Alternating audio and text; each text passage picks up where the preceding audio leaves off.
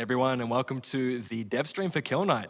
We're super excited to take you through the demo today because now it's finally available on Steam for you all to play. And I'm here with my fellow leads, Ryan, Hugh, Sean, Sam, and Ben, who's actually playing the gameplay, as you can see here. We're super excited to finally show you Kill Night in all its glory.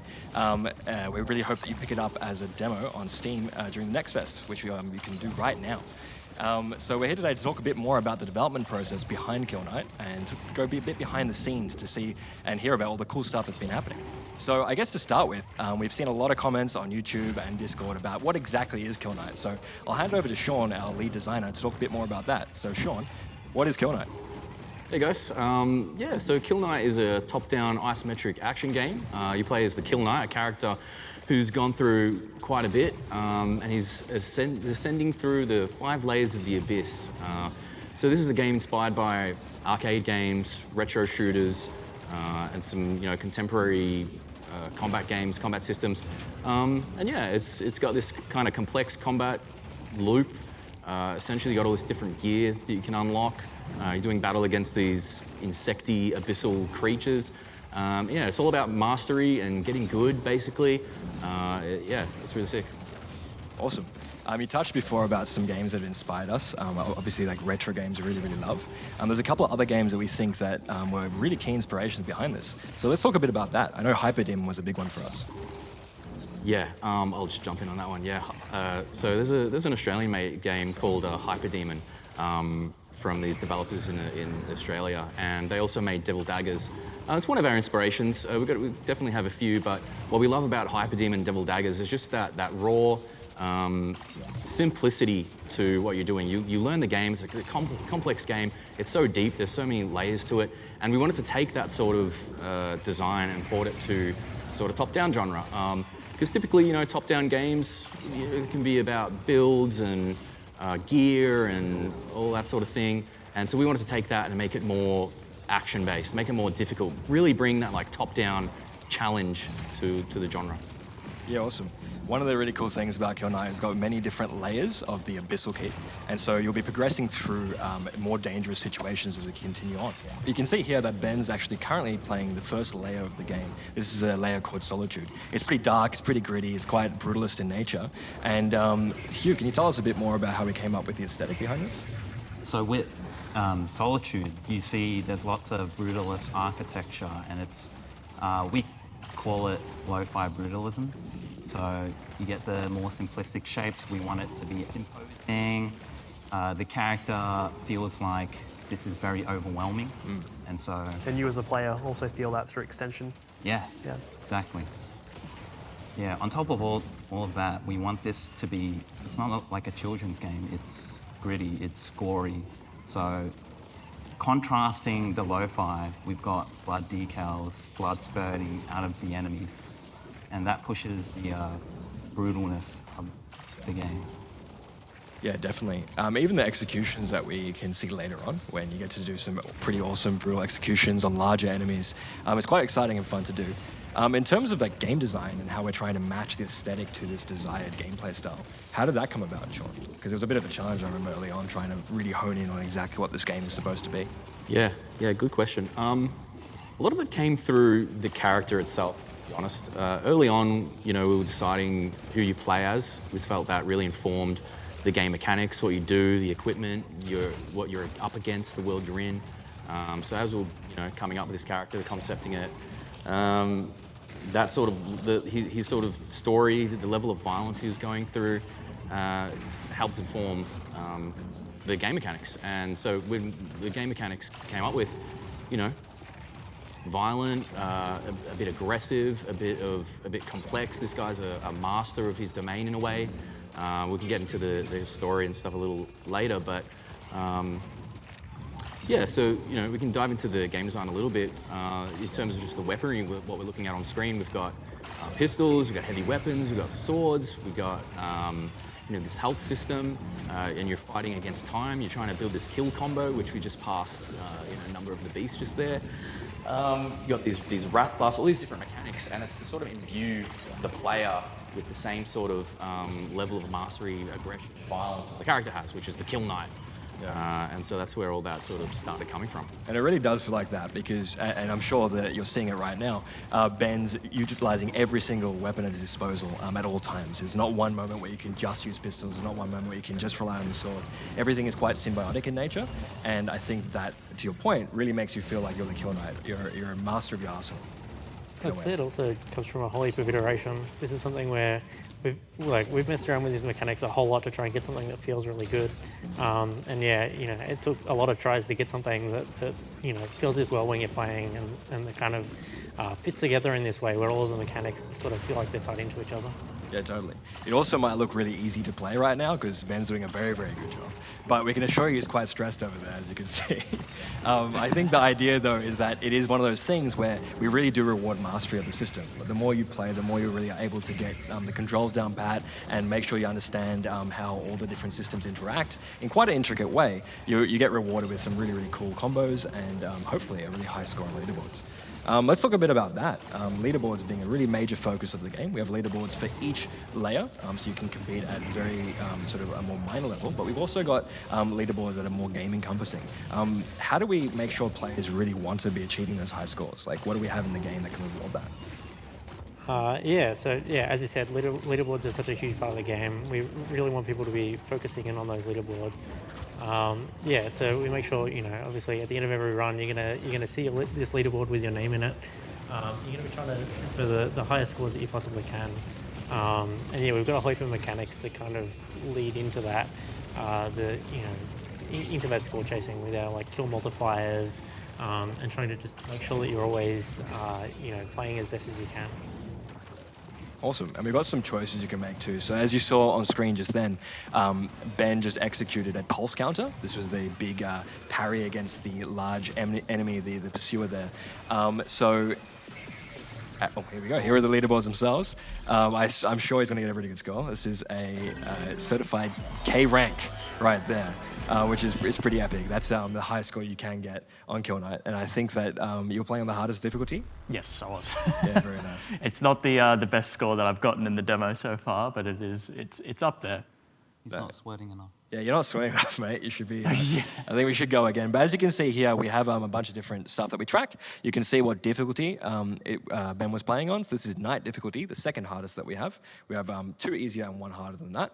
We can also see that we're tracking time, rank, and the loadout. So loadout's a big part of the game. It actually really creates a lot of replayability. It allows players to tinker with what they can see to be their preferred style. So, for example, I have my favorite pistols and heavy weapons and so on. Here we're just using the starting equipment. What equipment do we have in the game, guys? So I guess we've got 5 lots of equipment for each of our different equipment slots, with those slots being your sword, your heavy weapon, your pistols, and your armor, and then also some additional styles that you can change for visual effects. Each of those do different things, like as you saw in the gameplay earlier, with Ben using each of those different weapons, using the sword. Each of our different variations changes the way that the game is played. We've got this alternate sword here can absorb projectiles when you hit them, which can completely change how you play against ranged enemies. Here we are on the level select screen. We touched a bit before about the different difficulties in the game. You can see at the bottom right there that we've currently got the difficulty set to Night. So what are the differences between the difficulties, Sean? Obviously the game gets harder the higher difficulty you select. But we didn't want to do the typical thing with just health bloat and making enemies take longer to kill and all that stuff. So throughout the difficulties, enemies will shoot faster. They damage you more. Their delays between attacks are less frequent. And you'll just find that it just gets way more hackers the higher difficulty you are. They spawn in faster, they move faster. And you just have way less time and space to breathe. But conversely, you also get a score bonus for that. So if you play on a higher difficulty, you'll get more score, which at the end of the level if you win. And that's really cool because we saw the leaderboards before. Every player is on the same leaderboard, regardless of your difficulty. So there can be cases where you're playing on a lower difficulty, but because of how the difficulty is, and you've got more space to farm score and all that sort of stuff. But then the higher difficulty, you get a bonus, but it's actually really hard to play. So we just thought that was a cool thing to get all the players on one leaderboard and see how that plays out. It's pretty cool. And so there is actually a possibility for you to place higher than your friends, even if you're playing at a lower difficulty, because you make up for the difference in score bonus by being quicker at the game and better at the game. It's actually a skill-based thing. That's it. Yeah, it's pretty cool.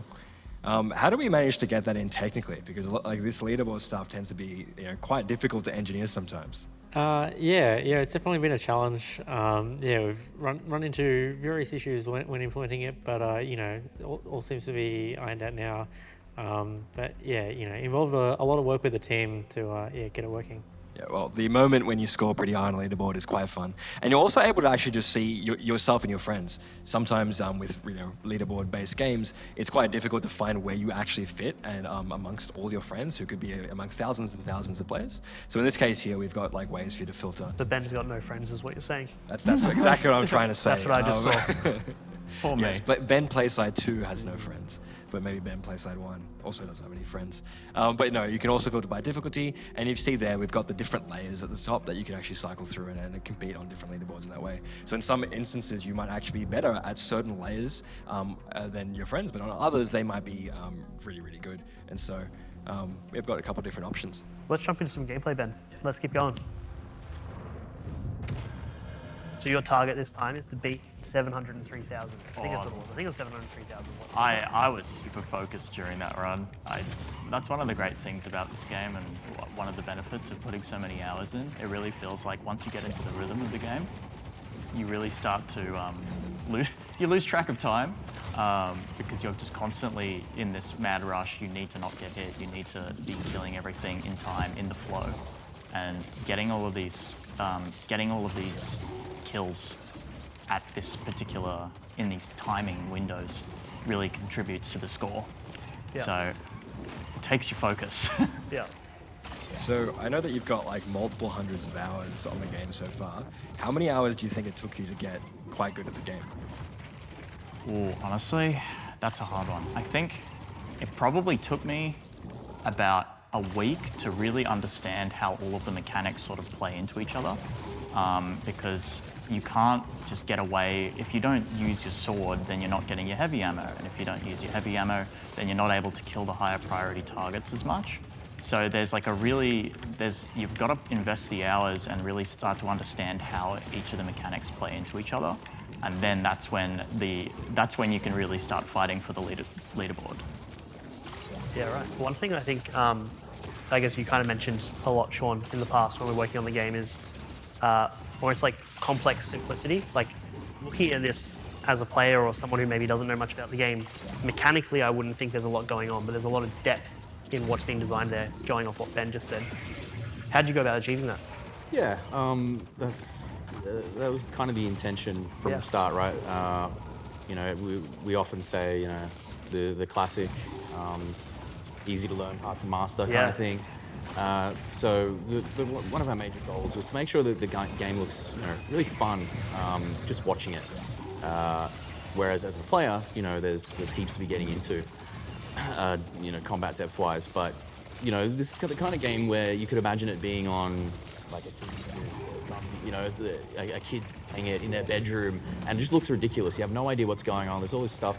But you can tell that it's fun. You can tell that there's some just crazy stuff going on. In terms of how we achieved it, so we often talk about the combat loop, and we talk about how we really wanted everything in the system to matter. Yeah. So every action has a purpose and a part and a thing to play in the system. Like Ben was saying, so we have this typical thing where you need heavy ammo because that's how you sort of maintain your multiplier and whatnot. But you need to use your sword to get that ammo because sword kills give you ammo.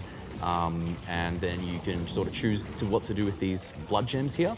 So you pick them up, they give you kill power, which boosts you in different ways, but then you can suck them in to do, you absorb them to do that Wrath burst there, if you can charge up the Wrath shot. And then using the Wrath, it's really good at doing damage and setting enemies up for inflict them, but also that's how you get your health back.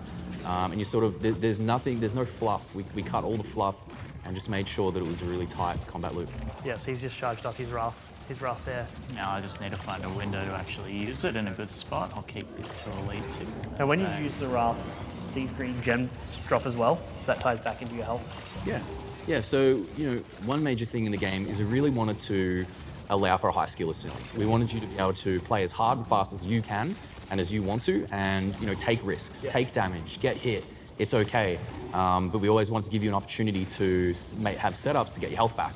And so, in that loop, if you're taking hits, well, there's a comeback mechanic. You can use the Wrath, you can get your health back, you can stay in the fight, and there's other score bonuses to incentivize that too. Yeah, so everything really has a purpose. There's a lot of, like when you were iterating on that, it was more of a approach of stripping things away rather than adding when you were prototyping this, would you say? Yeah, definitely. We were fortunate with this game that we had a fair bit of time to prototype, and we had a few designers that can prototype, and that was really helpful because that let us just play hard and fast with everything we were doing. We'd have an idea, okay, let's chuck it in. Didn't work, play it out, go deep on that. So we added quite a lot, and then we just started shaving away. Like, do we need this? Do we need that? How can we wrap that in? We ended up with like 10 different combat systems before we really chose, okay, this really super works. Let's dig into this one. And it really took a while for that to click. And once the Wrath stuff started to click, and the blend between the sword and the shooting and the melee and the ranged, it really clicked. One thing I'll just say is, we wanted to make sure that this was a ranged game, right? It was a top-down shooter, sort of touching on that bullet hell stuff. But we wanted you to get in there and use your sword, use your blade, take those risks. So although it's a shooter, we really do want you kind of using your sword. But it didn't always start that way as well, right? There was a point where we were actually trying to force it to be more melee orientated, and through doing that, we found that the importance of leaning into that range mechanic a lot more. Yeah. Okay, you want to get into that? Okay, sure. We can get into that. Originally, actually, this started out as a bit more of a dark fantasy melee game, where the sword was more of your main weapon and the gun was more utility. You had these different guns, and they didn't really do too much damage, but they did status effects and whatnot. But what we found was we found our unique flavor, especially with the character, the knight itself. We wanted to give the player more choice in how they play, more ways to express themselves. So if you're just sort of sticking to melee, then it just becomes, okay, I'm always rushing forward, I'm always doing this. But you have this dance. Like if you want to play a ranged player, like Sam's definitely a big ranged player, a big avoidance. Yeah, you can play like that. But if you want to sort of get in there, you have that option as well. But then, we force you to use the melee with the pulse counter system. One of the cool to help things counter that. I like about it is there's always so much choice involved. One of the cool choices you can make is that bar that just appeared then, the trigger moment, so active triggers. So there's a couple of things you can do off that, right? You've got the active reload on the pistol, as well as the sword trigger, which Ben can maybe do next time, which you could do in a second. It's not always the easiest thing to do. But it means that you could have like a really unique approach each time, and you have tools at your disposal to use depending on the situation at hand. Yeah, so Ben's about to beat this level, hopefully. So just quickly, we can't get away from it. We have an active reload system in the game. You guys know the active reloads from different games like Gears of War and whatnot. But we sort of wanted to extend on that. We wanted to sort of make that a bit more breakneck, and a bit more, get that option paralysis, a bit more like in the moment, what one should I use? So yeah, you've got different ways to use your active trigger. You can do a sword attack, a pistol overcharge, and you can absorb wrath as well. So we know the game is pretty hard, and towards the end of development, we had a big discussion. We decided to add in tutorials to the game to make the onboarding experience for new players a bit easier. Can you take us through a bit of that? Yeah, absolutely. So initially when we were designing Kill Knight, we really had this idea that we wanted to just drop you in the world and, you figure things out for yourself. Through testing, getting everyone playing the game, we sort of realized we just ended up with too much. We ended up too many mechanics, too many things to learn. And so, throwing players into that deep end without giving them a bit of a hand, we were noticing, they just weren't seeing all of the mechanics and that sort of depth of discovery that we were aiming for. That was there for some players, but, we sort of want to get more people into the game, and we want to explain these mechanics in a more fun way. So, tutorials, a lot of games have tutorials, and we went with tutorials too. So it's kind of interesting in Kill Knight because you have your base equipment and game mechanics, and they don't change. That's what you have, that's your kit. You start with this, and then you can earn the different equipment and variety and all that and build your mastery, but your kit is your kit. So there's just so much to onboard you with before you really can start having good runs. So we put you through this series of tutorials. And these tutorials run the gamut. They're very quick to get through, and once you get through, players go like, oh, I get everything now. I can win now. Okay, that makes sense. So it's this cool dichotomy of getting you through all this information while teaching this like complex stuff. So we have like movement tutorials, avoidance, teaching the wrath mechanics, the heavy, how you get your ammos back, all that different stuff. And hopefully, by the end of the tutorials, you're ready to go, and you can get high scores. Yeah, totally. And the other thing to mention here is that they're also optional, so you don't have to do them, but they're always there just in case you try to do a few runs and you realize, oh God, I actually don't know what I'm doing. We've seen that happen a few times in our playtests. Yeah, absolutely. Yeah, they are optional. And hey, if you're like me, you kind of avoid all the tutorials and just want to jump in, so you can totally do that too. They're also available in the demo as well. So if you grab that right now, they'll be there for you. Yeah, totally. We recommend doing that 100%. So Sam, what was your favorite thing to work on the game? Yeah, so there's this enemy in the game, which is this sort of this spinning blade that can damage you if it runs into you, and also like bounces off of other blades, which I really enjoyed working on. It's just a really interesting enemy to play against, and involved a lot of interesting work to get it working.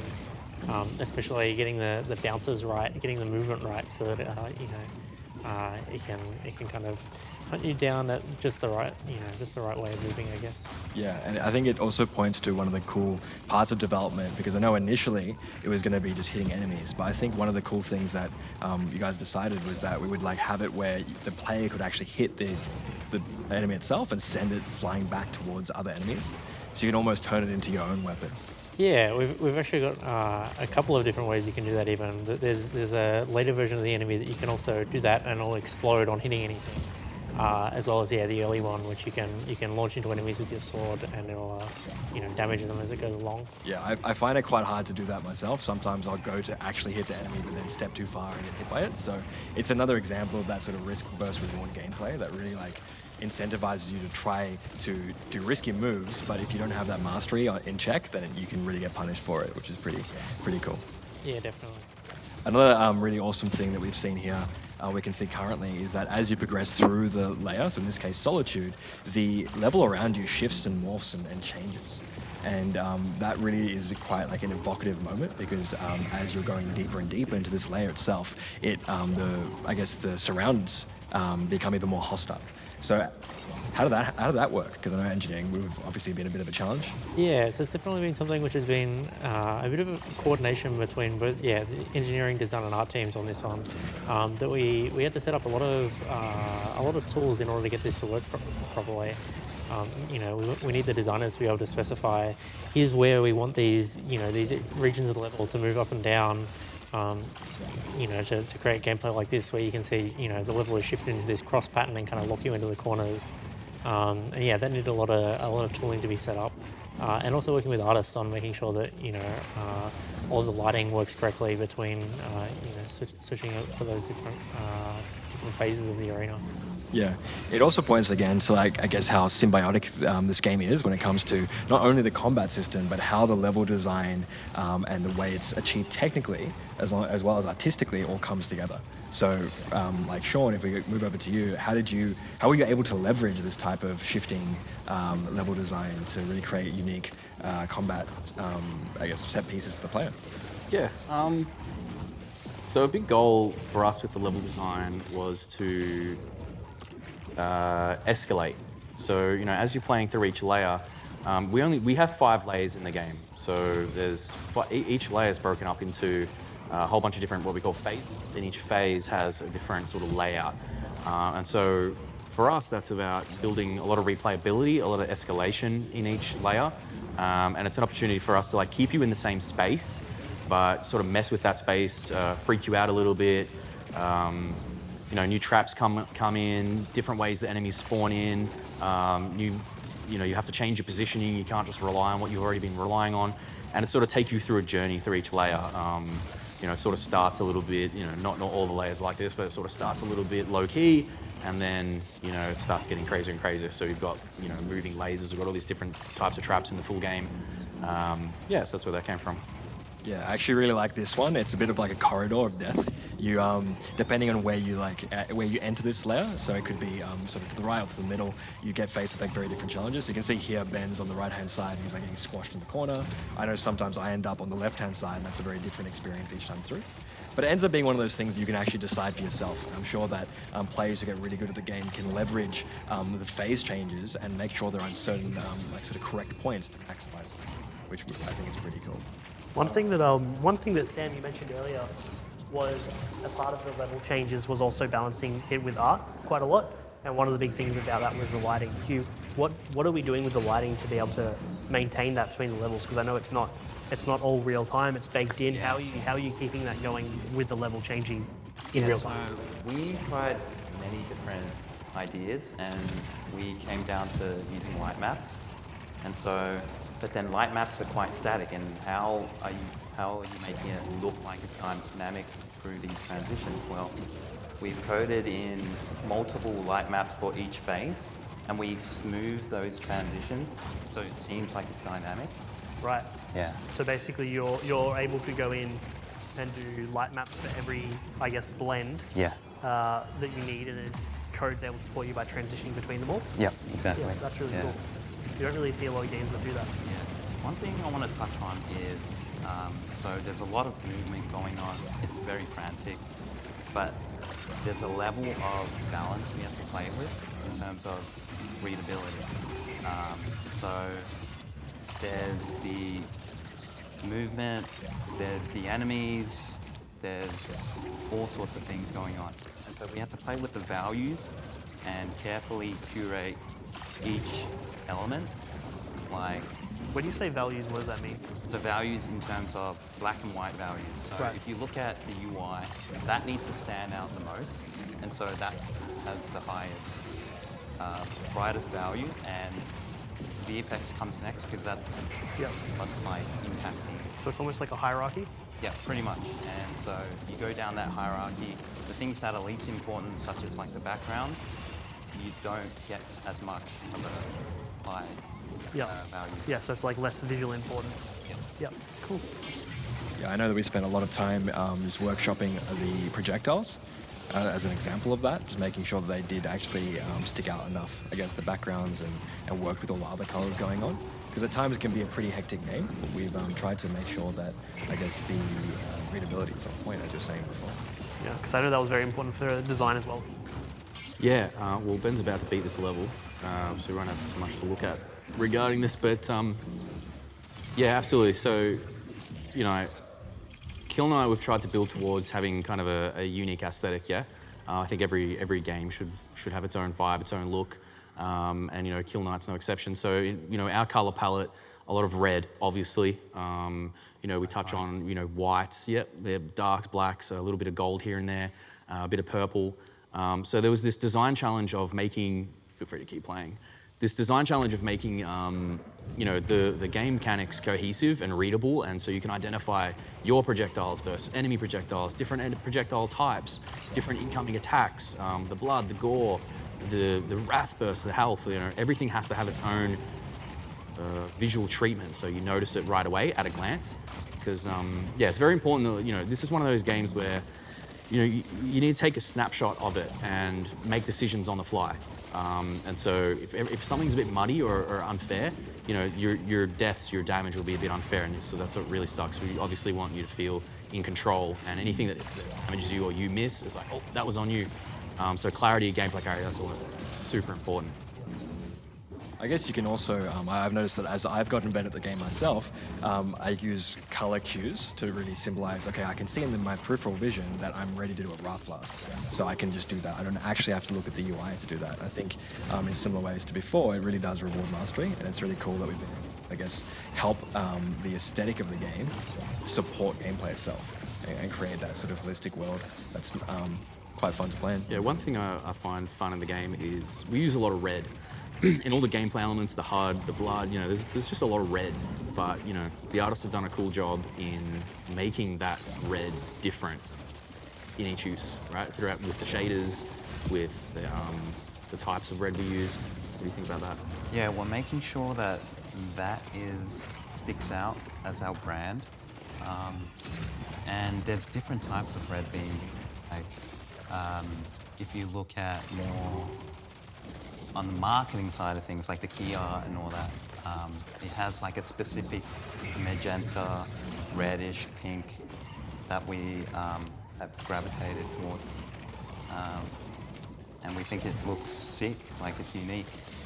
In the gameplay elements, we're using like a bit of different combinations. Red kind of represents you as a player, the knight, right? Like it's your kill power, Yeah. it's your energy, it's your ferocity. Yeah, it's the demonic power that he's able to, harness, because he is a sentinel who is able to utilize all these, demonic energy into Yeah, he's basically attacks. harnessing the abyssal power of the demons. So you see red through the demons because the demons are red. That's the power you're harnessing from the demons. So that's your gems that drop, the blood gems. That's your kill power. Yeah. That's the power of your bullets. Then that all ties back into the branding of the game itself. So I think now's a really good time to jump into those wrath attacks. So these purple attacks that Ben's doing, yeah. So they're from what these guys are saying. You're absorbing the demonic power from these creatures, and then this is one of the Kill Knight's kind of abilities. This is what gives the Kill Knight its own flavor, its own ability. Is he's able to harness that demonic essence and then sort of transfuse that into his own power, and that's called wrath energy. And you sort of build up your wrath energy through absorbing these blood gems, and then you can do a wrath blast, which Ben's got available right now. You want to time it right, you want to get the most out of it, but that's really cool. So that's with that sharp purple that comes out. So when you see that purple, you're thinking wrath, you're thinking that armor. Yeah. So Sean, why purple? It's just a great color, man. Purple is really? just awesome. Simple answer. We It's a love nice it. contrast with purple, with Yeah. red as well, huh? Yeah. So what we talked, I guess Sam, you were asked earlier about what your favorite thing you've done in the game. What's everyone else's like? What is everyone's favorite thing that they've done? I love making the Kill Knight. Yeah. He's badass. He's a badass knight with guns. Like, but It's not often you see a knight with guns. yeah, exactly. Like, sick. But the thing about him is he is stuck in here. He doesn't want to be here. He's went through a whole process. He's betrayed, and like he's bound his immortal soul into the armor itself. And so he's here forever, and he doesn't know what's coming next after Yeah. his mission, which is killing the last angel. And so, You kind of touch on we've touched on like a lot of, I guess, narrative kind of components for the knight. Is this something that players will see through the game, or is this something that kind of more so informs like the aesthetic of the game itself? yeah, I think it was more so like to inform the aesthetic. Yeah. It helped us, come up with the whole vibe Yeah. and tone. Like it's, there's not too much deep lore. Yep. It's not meant to be a lore game, I guess, is it? But it's there to support the aesthetic. That's cool. Yeah, well, there will be little bits at the start and end. Yeah. If you can make it there. Yeah, awesome. But you won't see that in the demo. Yeah, not in the demo. You'll have to wait for the full game. I guess it's a good time to talk about what exactly is in the demo versus what will be in the full game. So we didn't want to spoil too much in the demo, but we are giving players a lot to play with. So you'll be able to play this entire layer, Solitude. That'll be the main draw for the demo.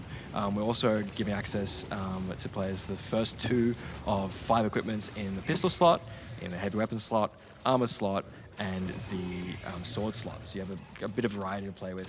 Leaderboards will be fully functional, and we'll have access to 3 different difficulties. So you'll be able to play on Regret, Acolyte, and Knight. We're going to be locking the final difficulty, Sufferance, behind the full game, mainly because we want you to experience Kill Knight in all its glory when it fully comes out, with a few more tweaks and cool stuff we'll be adding later in the development cycle.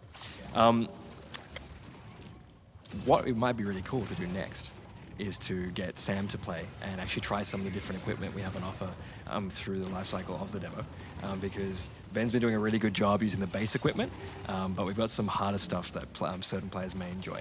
So We're almost there. You can see at the bottom there, for each layer, when there are enemies remaining, we actually do a bit of a countdown. This is usually when the layers get a bit more hectic, and so I know when I see that, I start to freak out a little bit because it's it gets the heart pounding.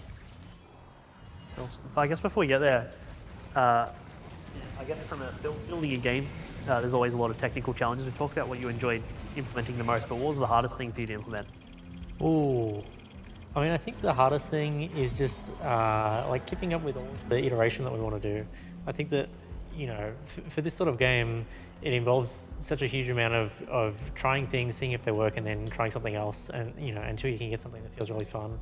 And so we've really needed to architect the entire game around being able to change things really quickly, being able to give support to designers to let them make all of the cool things that they want to do. And that's been the biggest challenge that we've run into. We went through a significant prototyping phase. We just trying to prototype everything out, and then even after that in the main game, like everything's still definitely not locked in. There's all sorts of changes that keep happening all the time, and we need to build the game to support that so that we can make the most fun thing that we can. Yeah, awesome. Alrighty, all yours. Oh no. Feel free to swap it out. Yeah, so I'll switch over to some different equipment. So is this your favorite loadout to use normally? Sometimes. I like some of the things which are locked in the demo version that I'm playing here. So you'll maybe have to wait for those ones. But I do definitely like, this armor is my favorite. So yeah. That's your favorite armor? That's my favorite. This is my favorite That's armor. an interesting choice. There's a lot of discussions in the office around what equipment is best. And I think that a lot of people have very different opinions on it. And a lot of people do not agree with my armor choice, I think. Yeah, I think that's a cool thing to touch on for you, Sean. Player can unlock more equipment, but the equipment they unlock doesn't necessarily make them better at the game or stronger. Like every bit of equipment, every build is viable in some way. Could you expand on that a little bit? Yeah, absolutely. That was a key part of what we wanted to bake into the combat. We didn't want to have it, you're unlocking this equipment and then it's objectively the better stuff, and then you need to get to the late game to play the real game. Although some of the later stuff is really cool, it's more about changing your play style, changing what sort of ranges you like to play out, what sort of abilities you think can maximize different things. All equipment, yep. Well, except this build, obviously. This build sucks. All equipment's fairly valid for high score runs, and so we hope everyone tries a bit of everything. The goal is, when we're looking at the leaderboards, it's just a mix of everything. We're hoping that we don't see, the one true meta build. We really want to see a mix, and that's really important. What is the best build? Well, the best build obviously is objectively the holy. No, I can't say that, man. We gotta figure that out. So what was your favorite thing to work on? Because I think you and Sam have answered that question. But from a design perspective, you're touching pretty much every part of the game. Yeah, absolutely. The cop-out answer would be, I think everything was really fun to work on for this. It's a really cool, little game we've built together. It's a really tight ship. But I think for me, just touching on what I said earlier, the core combat loop. I think we've got to somewhere where the whole kit matters. We sort of support a whole bunch of different play styles, and it's just really satisfying to get into the zone, just get into that like synesthesic zone where you barely even really know you're playing. You're just like when you watch Ben play, super focused, right? And that was really important, just we touch on that sort of stuff. So I think just the core combat loop was my favorite thing to work on. We've got a couple of designers back in the office. We were always spinning up ideas and refining that sort of stuff. Just seeing everyone sort of have their own flair and take on it is really cool. Yeah, man. I think another thing, whilst we have a lot of coverage here around the different types of disciplines that works on Kill Knight, but one of the other things that we really love, and I really specifically like, is the music and all the audio design that's gone behind this game. I think really nailing the aesthetic, the visual aesthetic of the game was definitely a challenge. But then to match that with the audio aesthetic was another challenge on top of that. And so we've gone like really, really deep into what like what soundscape would the Kill Knight be fighting in? Like what soundscape can support the Abyssal Key?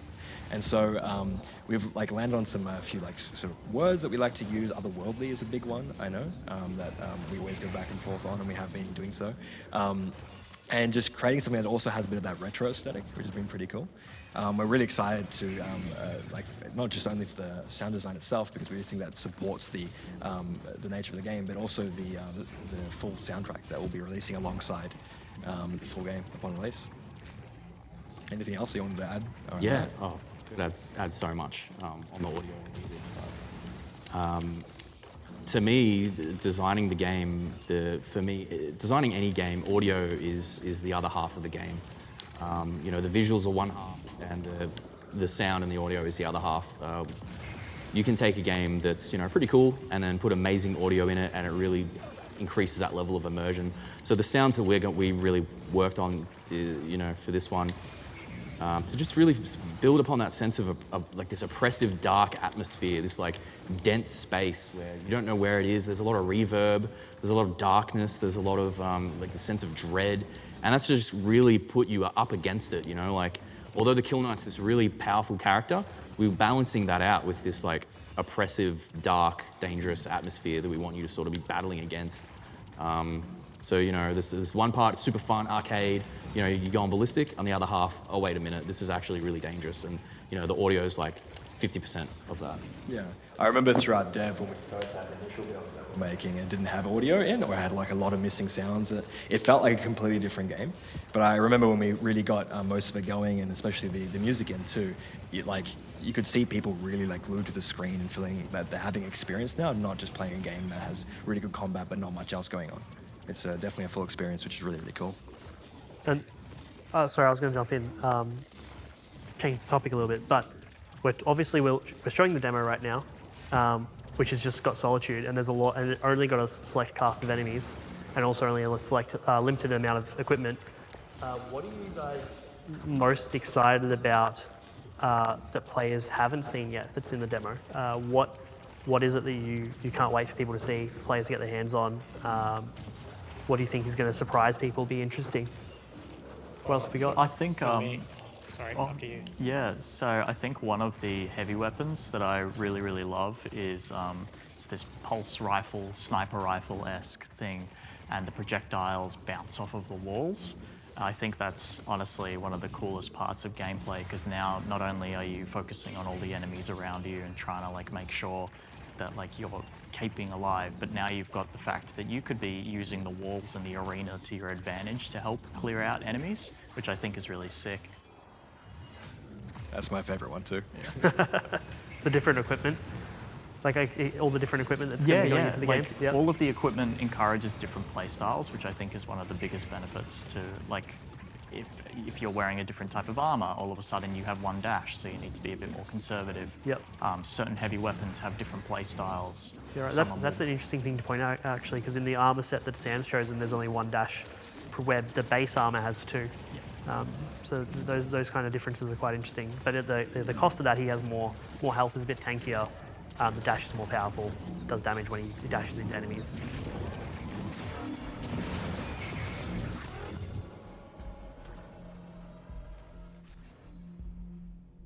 Thanks everyone for tuning in to the Kill Knight dev stream. We can't wait to share more details with you about the game.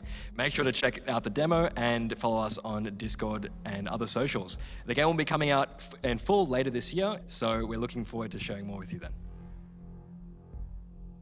Please make sure to sign up on Discord for our giveaway. We're doing a challenge where if you place and submit the highest score on the leaderboards, each day you'll go into receive a free copy of the game via Steam Key. The coolest prize will be for the person who scores the highest score across all the days of the demo.